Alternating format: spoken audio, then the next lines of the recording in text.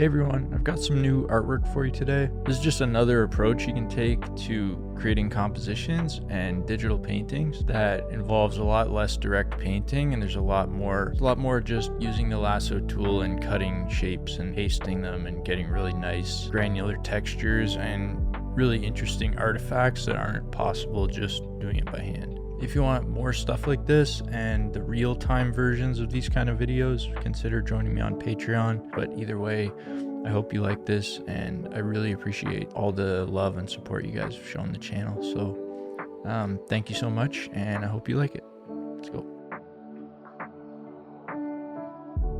So this method's really about using random shapes and textures and like artifacts you get from transforming and using different blending modes.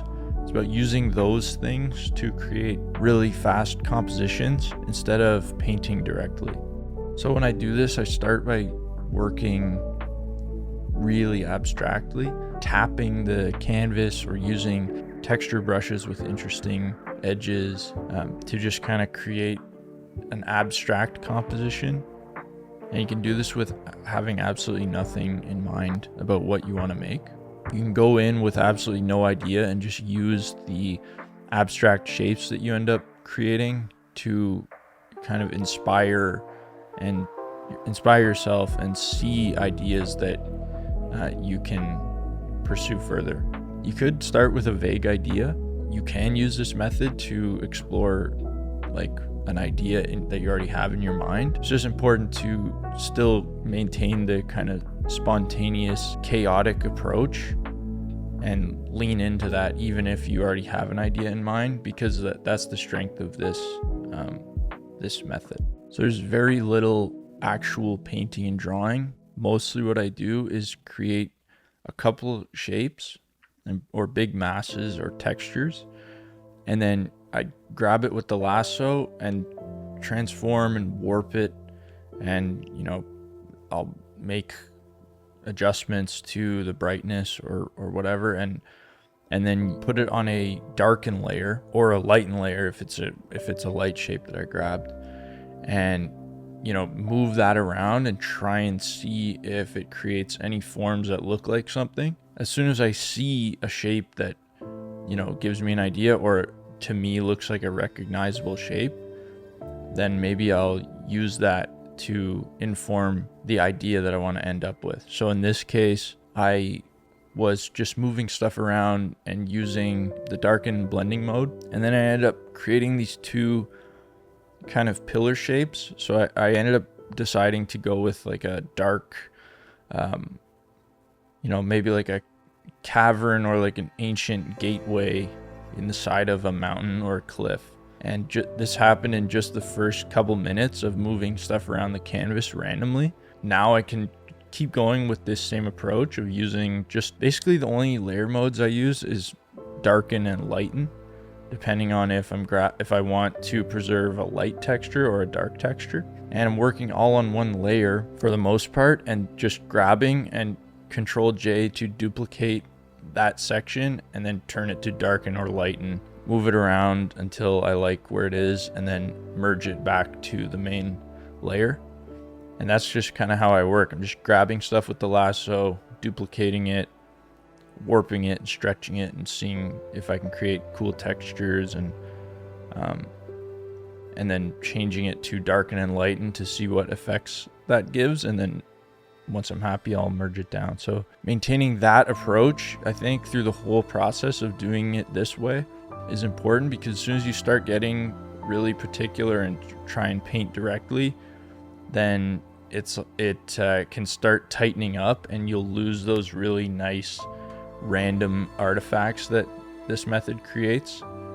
And I just find, for me at least, like I find I get too tight when I start when I do half the image using this method and then I try and tighten it up, it loses that quality of the different levels of tiny details and crazy like artifacts that you can't create with your hand. You can only, certain artifacts you can create using like warp and transform are just not, you can't create them just by painting directly.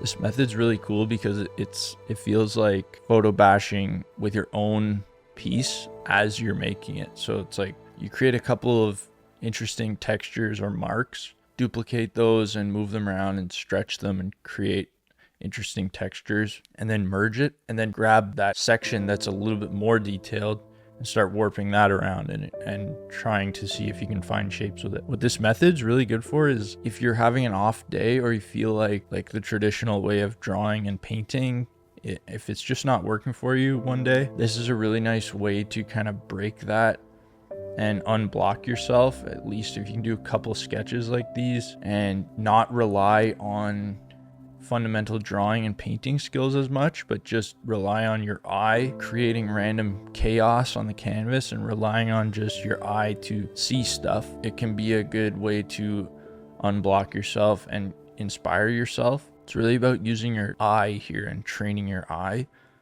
more than your hand. It's really easy mechanically to do this method. I mean, anyone can do this.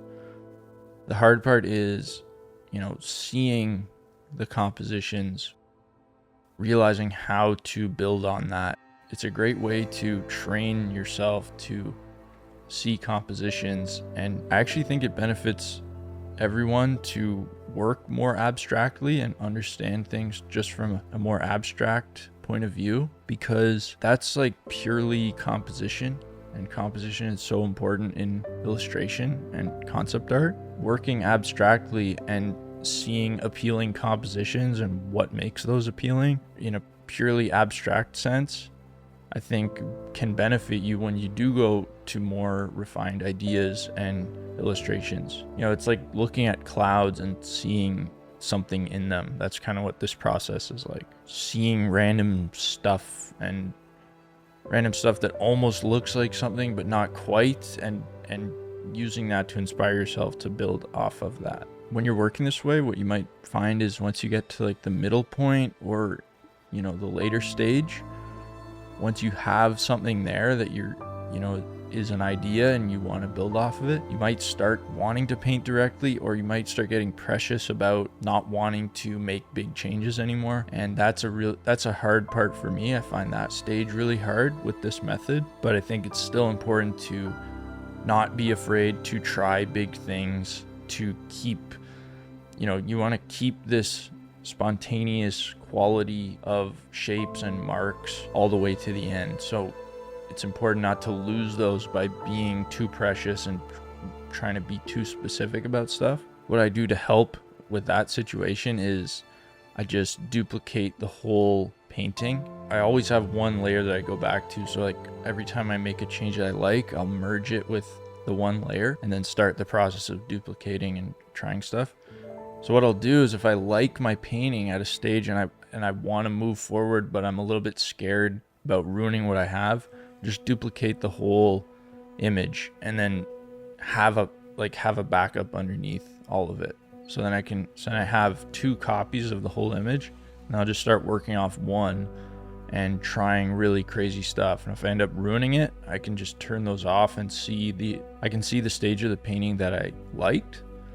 And then if I decide I ruined it, I just, try again. The main thing I love about this method is using it to inspire myself for future ideas that I might use this method to do a handful of really random paintings with almost no idea. Those can create really interesting compositions that then I want to explore further using a more traditional approach. And the other thing I haven't mentioned yet is how fast this method is. This whole painting I did in an hour, and I did a few others which took me maybe half an hour. This one, I add color and everything, and it still came in under an hour. I think it took me 55 minutes. If you don't do color, if you just want to create black and white compositions like this, you can do them so quickly. If you're just trying to generate ideas, you don't need to resolve little details.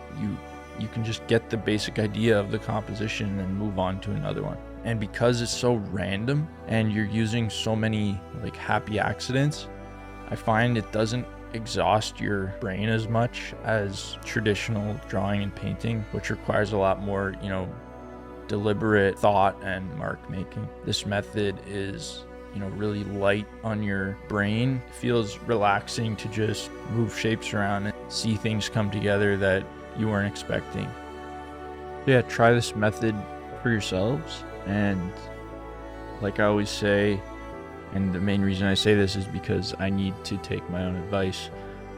Don't be too hard on yourself. Keep exploring different methods like this to find what works best for you. With my channel, I'm trying to show you guys all the different kinds of methods that I go through and different things that I'm personally exploring and trying out to see what works best. And I'm just trying to help you guys see that you can find whatever method works best for you, and there's no right answers. So, if any methods that I show don't work for you, you don't have to feel, down on yourself that you're not able to find good results from a certain method just because I am able to find results from that method. We all have to find our own way of working, and we all see things differently. So just don't be too hard on yourself, but give it a try and let me know if you guys like this method.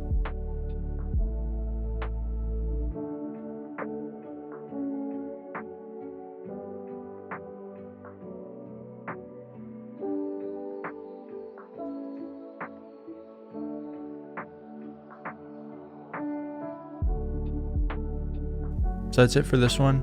I hope you guys like this method. Give it a try. It's really easy, and I find it very non-stressful to work this way, especially if I'm just exploring random ideas. I just wanted to say thanks again for all the support.